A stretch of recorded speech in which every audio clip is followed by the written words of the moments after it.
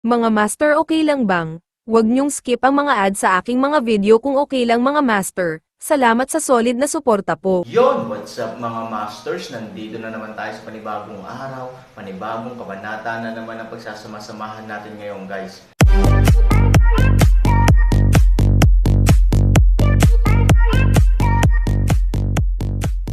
Bali mga masters, kung bago ka pa lang po sa aking YouTube channel, please click the subscribe button, lalong-lalo na po yung notification bell guys, para maging connected pa rin tayo sa isa't isa at maging updated kayo sa mga susunod ko pang video.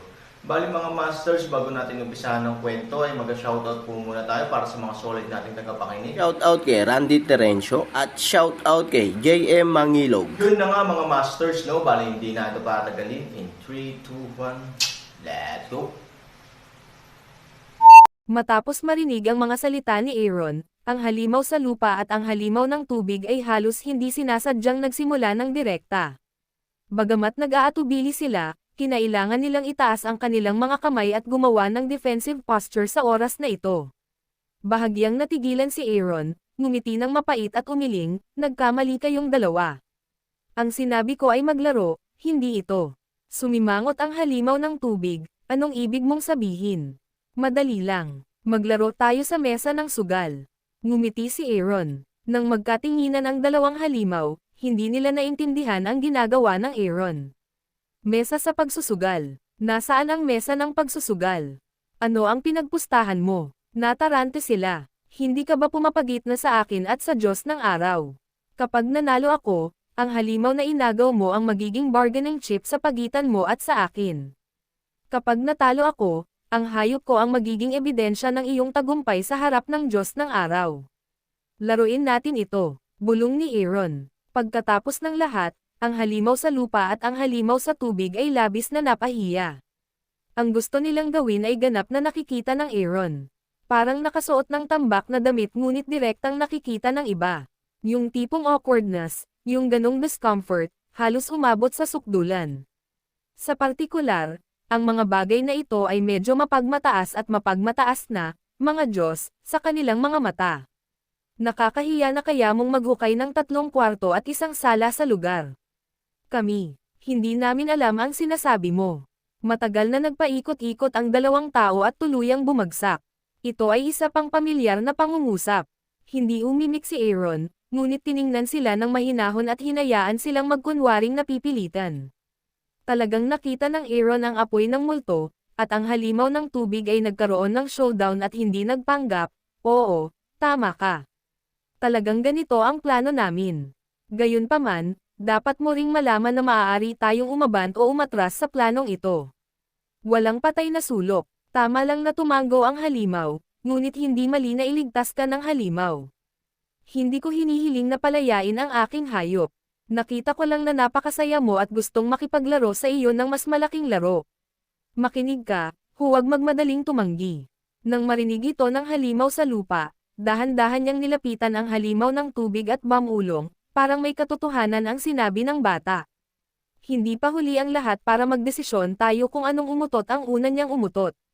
Ang halimaw ng tubig ay tumingin sa halimaw sa lupa, bahagyang nag-alinlangan, tumanggo, tumingin sa Aaron at sinabing, "Okay, sabihin mo sa akin." Ngumiti si Hansani, gayunpaman, para sa iyo, ito ay walang iba kundi ang pagtaya sa akin at sa Diyos ng araw, tama ba? Manalo ka man o matalo, kaya mong protektahan ang sarili mo. Bagamat wala kang masyadong credit, siguradong may iligtas mo ang iyong buhay, di ba? Tumanggo naman ang dalawa. Ang mga ito ay halos katumbas ng paghawak ng isang life-saving card. Paano kung maging isang gintong medalya? Nakangiting sinabi ni Aaron, kahit sino ang manalo, maaari kang manalo ng gintong medalya ng karangalan, kayamanan at katanyagan sa huli. At napakagandang bagay, ang mga halimaw sa lupa ay hindi naniniwala dito, at kahit na may ganoong magandang bagay, hindi ito ibibigay sa kanila ng kanilang mga kalaban. Akala din ng water monster. Bahagya niyang hinayla ang earth monster at sinenyasan siyang huwag masyadong excited. Sounds good, but I'm sorry, there's never any free pie in the world. We appreciate your kindness. We think we are fine now, so Ngumiti si Aaron at sinabing, "Syempre pwede mong piliin na panatilihin ang iyong mga card sa lugar, ngunit huwag kalimutan na ang tila magandang card sa iyong kamay ay talagang isang masamang card sa aking mga mata, basta magsasabi ako ng isa pang salita kapag nakilala ko ang Diyos ng araw, na nagsasabi na hindi ko natugunan ang iyong mga hadlang sa kalsadang ito, hulaan mo kung gaano kapakipakinabang ang iyong card." Nang marinig ang mga salita ni Aaron, ang halimaw ng tubig at ang halimaw sa lupa ay labis na nagalit kaya tinawag nila ang isang lalaki na hinihipan ng kanyang balbas at nakatitig sa kanya. Ang ganitong uri ng pag-uugali ay hindi maaaring maging walang kahihiyan, ito ay simpleng malaswa sa sukdulan. Gayunpaman, dapat din nilang aminin na ang dahilan kung bakit sila galit na galit ay nataman sila ng 7 pulgada ng Aaron, malinaw. Tila wala silang babalikan mula sa pag-upgrade na ito, maliban sa tanggapin ito o tanggapin ito. Well, sabi mo, paano mo gustong maglaro? Mga master, okay lang bang? Huwag niyong skip ang mga ads sa aking mga video kung okay lang mga master. Salamat sa solid na suporta po. Narinig ko lang na pinag-usapan niyo ang Japanese Holy Yuan. Lahat kayo ay nakatira sa iisang lugar. Mas marami o mas kaunti ang alam niyo tungkol sa isa't isa. Mas mabuting ipagpatuloy ang paksa ngayon lang at magsabi pa tungkol sa Sheng Yuan. Bilang gantimpala, kapag nakilala ko si Sheng Yuan, kapag nanalo ako, may auxiliary power ka. Kapag natalo ako, tutulungan kitang mamatay. Lalaban ako sa iyo at sisihin ka sa iyong pagharang, para magkaroon ako ng sapat na ekstrang kapangyarihan para harapin ang Sheng Yuan. Sa aking pagganap at aking hayop sa inyong mga kamay, hindi ba kayo mga karapat-dapat na ministro sa Sheng Yuan? Palakihin mo lang ang dekorasayon. Ang life and death card mo ay magiging golden merit card sa isang iglap. Mas maganda, di ba? Nang marinig ito, tila makatuwirang pag-isipan ito ng mabuti. Agad na itinaas ni Yu Qingyuli ang kanilang mga card sa isang malaking antas. Sa pag-iisip nito, nagkatinginan ang dalawang halimaw at nagkaroon ng malalim na kahulugan para sa isa't isa sa ilang sandali. Kamusta na? Lahat ay nakikinabang sa isa't isa at kinukuha ang kailangan nila. Hinimok ni Aaron. Bahagyang nag-isip ang halimaw ng tubig, bakit kami maniniwala sa sinabi mo? Sa akin, naalis na ng Aaron ang customs mula kay Yiten, at kasama ko, kaya na kitang sugpuin ngayon. Sapat na ba iyon? Hindi nagsalita ang water monster, at nagkaroon ng panibagong katahimikan, ngunit mabilis niyang kinakalkula kung sulit ba ang deal ng Aaron. Sa wakas, nakatuon siya sa halimaw sa lupa. Pagkatapos ng maingat na pagsasaalang-alang, ang halimaw sa lupa ay karaniwang may parehong pananaw sa halimaw sa tubig. Kung gusto ng Aaron na maglaro ng mura, mabubulok ang kanilang mga card, kaya ang pinakamagandang pagpipilian ay i-upgrade ang card na ito. Anong sabi mo? Tumingin ang halimaw sa tubig sa Aaron at nagtanong. Nasa kamay mo pa rin ang hayop ko. Ano ang pakinabang ng pagsisinungaling mo? Sinabi ni Aaron na may mapait na ngiti, bagamat mayroon akong pangkalahatang damdamin para sa aking banal na hayop, pagkatapos ng lahat, mayroon akong sariling mga bagay. At saka kung gusto mong guluhin ka, ngayon nahuli na kayong dalawa. Diretso akong papatayin. Hindi ba mas masaya ang dumating? Nang marinig ito ng dalawang halimaw, alam nilang totoo ito. Tumanggo sila, tumingin kay Aaron at sinabing, "Okay, pero may isa pa kaming kahilingan." Sabihin mo, sasalakayin ka pa rin namin kung kinakailangan. Gayunpaman, kahit napatayin mo ang Diyos ng araw, hindi ka dapat makipagkasundo sa amin dahil dito. Kung nangako ka, laro tayo. Kung hindi ka nangako, malaking bagay iyon. Ngumiti ng malumanay si Aaron. Ang kahilingang ito ay tila kakaiba, ngunit ito ay lubos na nauunawaan. Ang hakbang na ito ay ginagamit nila para makabili ng insurance para sa kanilang sarili. Kung sakaling may gusto silang sabihin laban sa kanila at ang sitwasyon ay nasa Diyos ng araw, maaari nilang patunayan ang kanilang kawalang kasalanan sa pamamagitan ng mga aksyon at mabawi ang tiwala at kalayaan mula sa kaparusahan sa Diyos ng araw. Bagamat nangako ang halimaw sa tubig, alam na alam ni Aaron na kahit na hindi siya sumang-ayon sa mga kalakal na ito, kailangan niyang sumang-ayon sa mga ito. Gayunpaman, ang mga ito ay hindi gaanong mahalaga. Kung pantay-pantay ang mga ito, ang Aaron ay walang buhay sa teritoryo ng ibang tao. Kung sila ay matalo, ang mga taong ito ay nagkakaisa sa kanilang sarili, na siyang pagkakaiba lamang ng mabilis at mabagal na kamatayan. Sa makatuwid, Ang pangangailangang ito ay hindi nakakapinsala. Hindi intensyon ni Han Sanchen na masyadong makisali sa isyong ito, kaya tumango siya, oo, ipinapangako ko sa iyo. Hindi ito ang lugar para pag-usapan. Sabi ng halimaw sa lupa, saka tumuro sa kaliwa at sinabing, may kuweba dyan. Doon tayo mag-usap. Bumalik si Han Sanchen sa direksyong itinuro niya. May mababang gubat doon. Ito ay malinaw na hindi tulad ng isang lugar na may mga burol, at natural na ito ay hindi tulad ng isang lugar na may mga butas. Nang makita ang naguguluhan na mga mata ni Aaron, ang halimaw ng tubig ay mahinang ngumiti at sumugod sa direksyong iyon. Sabi niya, dapat may butas doon. Huwag mong kalimutan ang ginagawa niya. Nang marinig ito, biglang napagtanto ni Aaron na ito ay isang kakaibang lupa. Sinabi niya na dapat mayroong isang bagay sa lupa. Sa pag-iisip nito, hindi nagsasalita ng walang kaparerekan ang Aaron. Nakipagsabayan siya sa halimaw na tubig at halimaw sa lupa. Matapos lumipad pasulong ng halos ilang kilometro, huminto siya sa harap ng isang napakalayo na kuweba. Matapos makapasok sa kuweba, bahagyang nag-isip ang halimaw sa lupa. Pagkaraan ng ilang sandali, agad na tinatakan ng lupa sa lupa ang kuweba. Kahit na tingnang mabuti ng mga tao sa labas, hindi nila mahahanap ang fishiness sa bawat isa. Matapos kumpirmahin ang kaligtasan, tumingin si Aaron sa halimaw ng tubig at sinabing, masasabi mo ba ito ngayon? Ang dalawang halimaw ay tumango sa isa't isa, at ang halimaw ng tubig ay nanguna sa pagbukas ng kanyang bibig. Storytelling channel sa YouTube. Ang tinatawag na Sun God ay talagang higit na isang demonyo. Isang kataas-taasang kasamaan na nagpapalapot sa langit at lupa, yin at yang.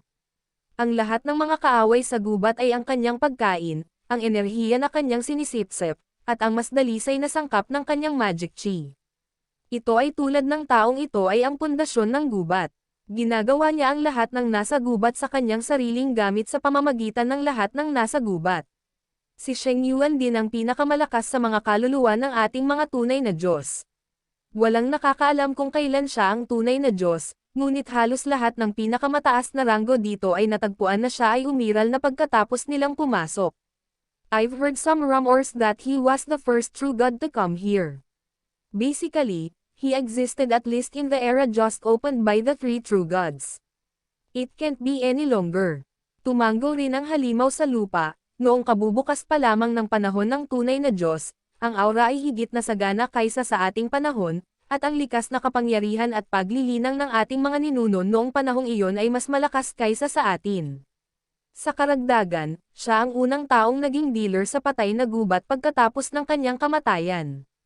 Ang kanyang lakas, hindi masasabing higit sa atin. Masasabi lang natin na ito ay higit pa sa tayo. Tumango ang halimaw sa tubig, sa katunayan, alam mo rin na ang ibang tao ay madalas na nahuhulog sa mundo dito. Pagkatapos nilang mamatay, sila ay nagiging magkaaway, at sila ay pupunta dito upang magsumbong. Ito ay umiiral sa anyo ng sistema ng pag-aalis, iyon ay, sino mang patay na kaluluwa ay kwalipikadong hamanin ang isang taong kasalukuyang umiiral sa Sun Moon Lake. Ang halimaw sa lupa pagkatapos ay ngumiti ng mapait at sinabi, gayunpaman, kung sasabihin mo, ito ay talagang higit sa isang patay na siklo. Tumango ang halimaw ng tubig, oo, dahil karamihan sa mga taong pumupunta rito ay nauuna at darating mamaya. Natural, ang mga bagong tunay na Diyos pagkatapos natin ay nahuhulog dito at nagiging mga kaluluwa. Sa makatuwid, may malaking pagkakaiba sa pagitan nila batay sa paglilinang at ang proseso ng pagiging assimilated ng gubat upang sumipsip ng yin chi. Maliban na lang kung may gifted, pero patay na ang katawan, may talent na ba? Nang marinig ang mga salitang ito, tumango si Aaron. Tila may mga patakaran, ngunit sa katunayan, palaging mayroong isang malaking patay na bilog dito. Sa sandaling ipasok mo ito, ikaw ay ganap na nakulong sa cycle, at ang mga panuntunang iyon ay mas katulad ng isang uri ng pininturahan na pie. Naiintindihan ng Aaron ang ganitong uri ng bagay ng mahusay. Pagkatapos ng lahat, ang mga tao sa mundo ay maaaring may pinakamaraming masasabi sa pagpipinta ng malalaking cake. Siyempre, sa napakatagal na panahon, sa iba't ibang dahilan, may mga taong gusto pa ring i-challenge ang rules at umangat sa kanilang posisyon. Lahat tayo ay na-challenge. Mapait na ngumiti si Aaron, ngunit walang nang ahas na hamanin ang trono ng Helios, tama ba? Tiyak na tumango ang dalawang halimaw ng sabay-sabay, minsan nang nagpadala ang Diyos ng araw ng mga salita. Matatanggap pa nga niya ang lahat na sabay-sabay na atakihin siya, at kahit na mabaigaw tayo, hahayaan niyang lumipas ang mga nakaraan. Mapait na ngumiti ang halimaw sa lupa at sinabing, "To tell you the truth, it's tempting." At saka, tayong lahat ay tunay na Diyos. Masyadong puno ng provocation at disdain ang mga ganyang salita. So, nagkaisa ka ba para labanan siya? Tanong ni Aaron. Sa lugar na ito kung saan nagtitipon si Yinchi, lahat ay puno ng hinanakit. Ito ay kasing dali ng mga pampasabog. Sa harap ng gayong mapanlinlang na pang-aasar, pakiramdam ni Han Sanchen na kahit na ang isang taong napakatahimik ay lalabanan siya. Sa gayong pag-uudyok ng walang anumang kahihinatnan. Parehong tumango. Hindi na kailangan pang tanungin ang resulta, dahil halata naman na kung manalo sila, nagbago na ang pattern sa oras na ito, kaya isa lang ang resulta. Nawala. Gayunpaman, napakalinaw din ng Aaron na ang anumang nais niyang marinig o kung ano ang kanilang sabihin ay tiyak na hindi kasing simple ng resulta. Ang kailangan nila ay ang prosesong iyon. Si Aaron ay buong pananabik na tumingin sa dalawang halimaw, at ang dalawang halimaw ay tumingin sa oras na ito, na parang nag-iisip. Kung walang taya sa pagitan natin, kahit patayin mo ako, ayoko na talagang banggitin. Pero dahil may appointment tayo, may sasabihin ako. Pagkatapos ang halimaw ng tubig ay bahagyang tumingin sa kanyang ulo at bamulong. Yun na nga mga masters, no? Bali panibagong kabanata na naman yung natapos natin ngayong gabi. Muli, maraming salamat po talaga sa walang sawang suporta po sa aking YouTube channel na talagang inaabangan nyo po ang bawat upload ko po. Bali mga masters, magkita-kita ulit po tayo bukas ng gabi at ngayon po ay magpapaalam po muna tayo. Bali mga masters, bye-bye!